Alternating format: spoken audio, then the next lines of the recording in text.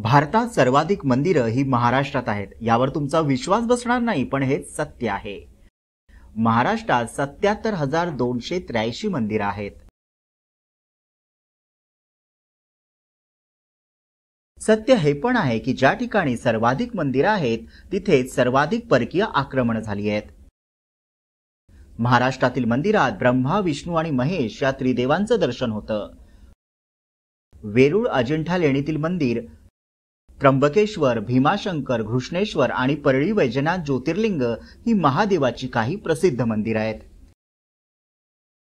त्याचसोबत पंढरपूरचा विठोबा, कोल्हापूरचा ज्योतिबा आणि अंबाबाई, मुंबईची महालक्ष्मी आणि सिद्धिविनायक गणपती ही प्रसिद्ध मंदिरं आहेत।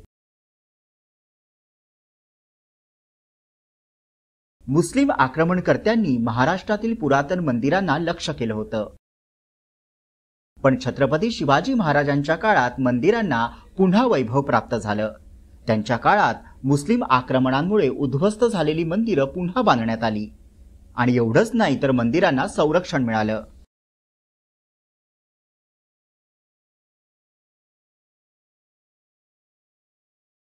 महाराष्ट्रातील मंदिरं ही स्थापत्य कलेचा उत्तम नमुना आहे। काळ्या आणि राखाडी दगडाचं बांधकाम असलेली ही प्राचीन मंदिरं सर्वांचं लक्ष वेधतात।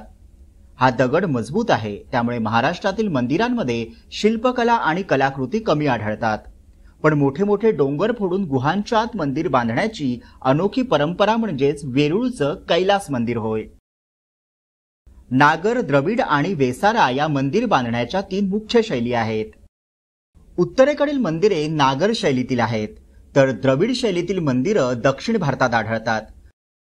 दोन्हींचं मिश्र स्वरूप वेसारा हे पश्चिम भारतात आणि इतर काही भागात दिसून येतं।